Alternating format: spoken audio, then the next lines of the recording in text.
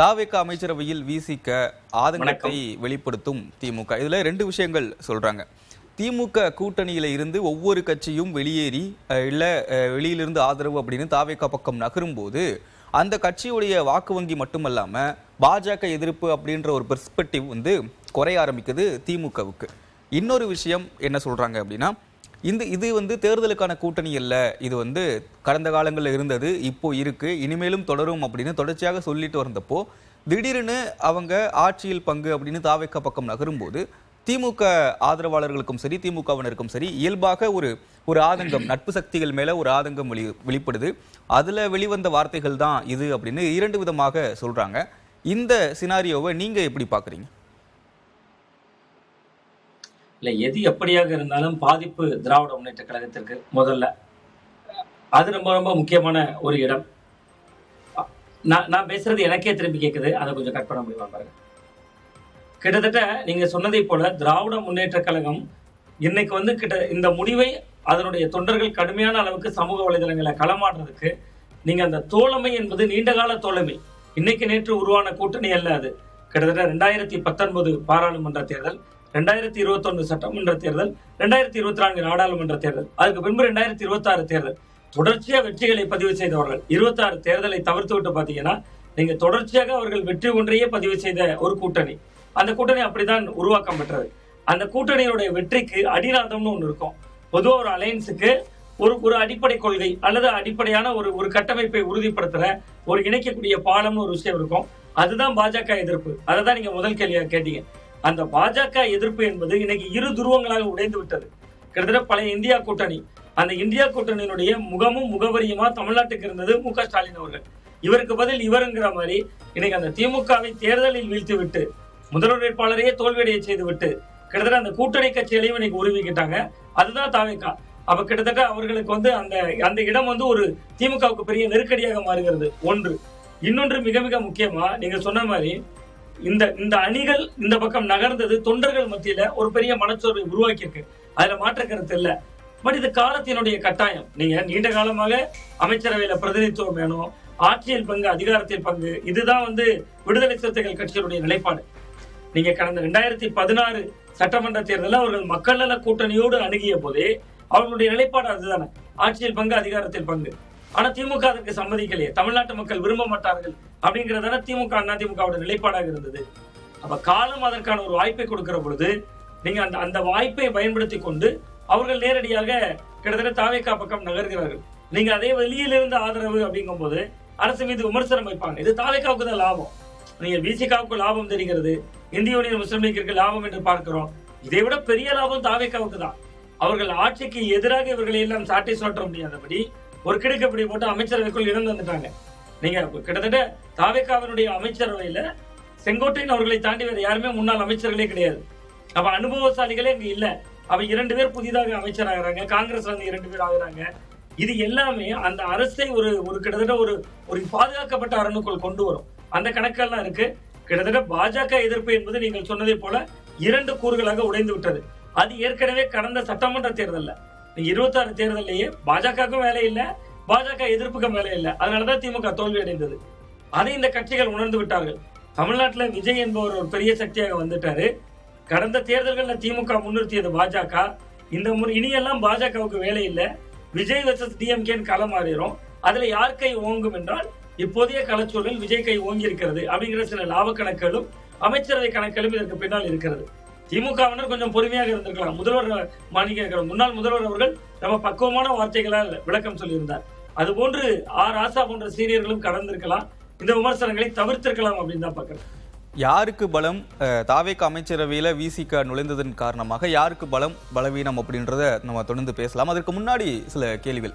கிட்டத்தட்ட 2017 இருந்து ஏறத்தாழ ஒரு 10 ஆண்டுகள் அப்படின்றது திமுக கூட்டணி இன்டாக்டா கடந்து வந்திருக்கு அப்படின்றது சொல்றாங்க. நாங்க கொள்கை சார்ந்த கூட்டணி அப்படின்றதான் முக்கியமான சொன்னாங்க.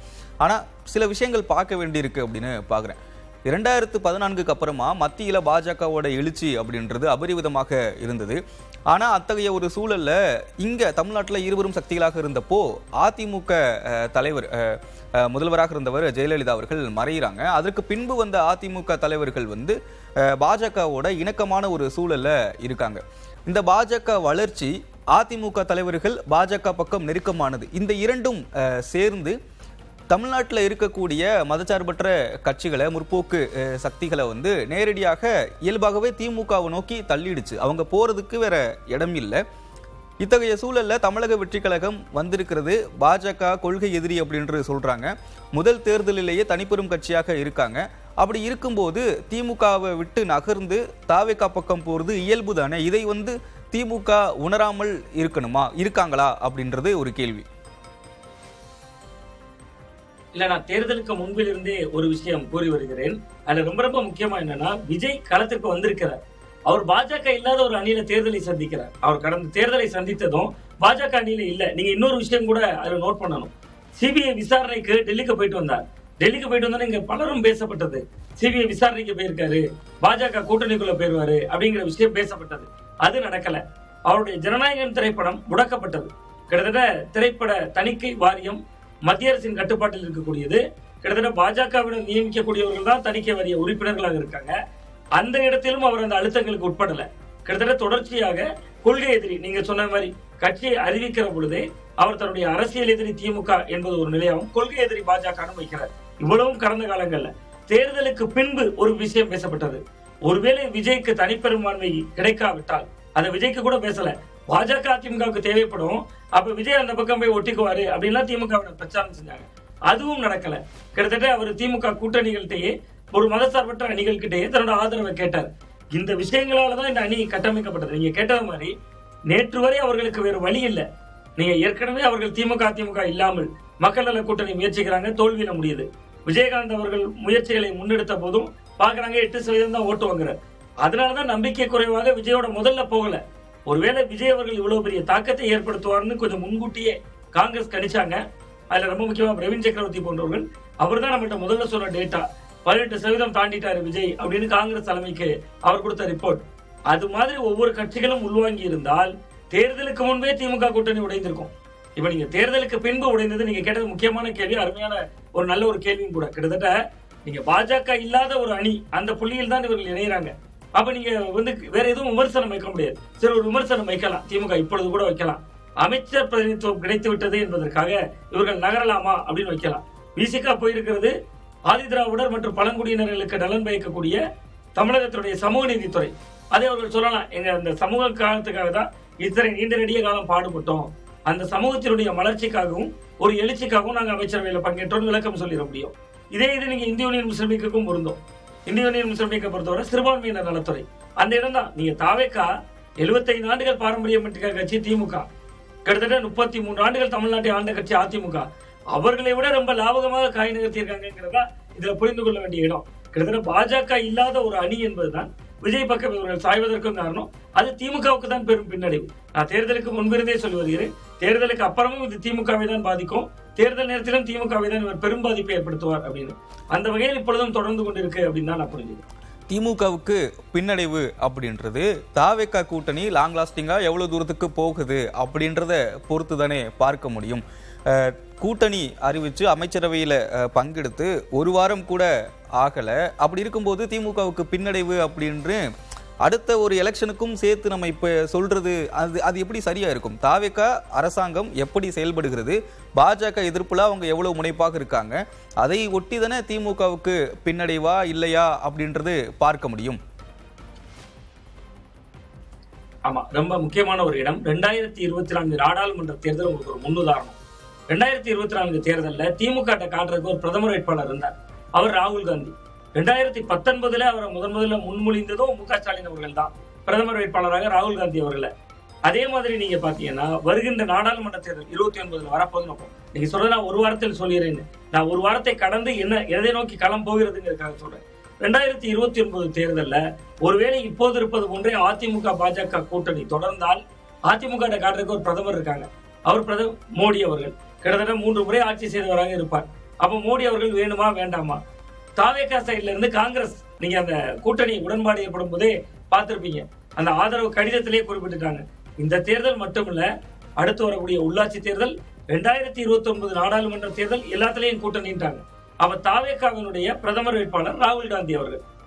இப்ப நீங்க இதே இடத்துல இங்க பொருத்தி பாருங்களேன், நீங்க விசிகா, அதே மாதிரி இந்திய யூனியன் முஸ்லிம் லீக், இந்த கட்சிகள் எல்லாம் வெறுமனே வெளியில இருந்த ஆதரவுனா திமுக கூட்டணியில் இருக்காங்கன்னு அர்த்தம்.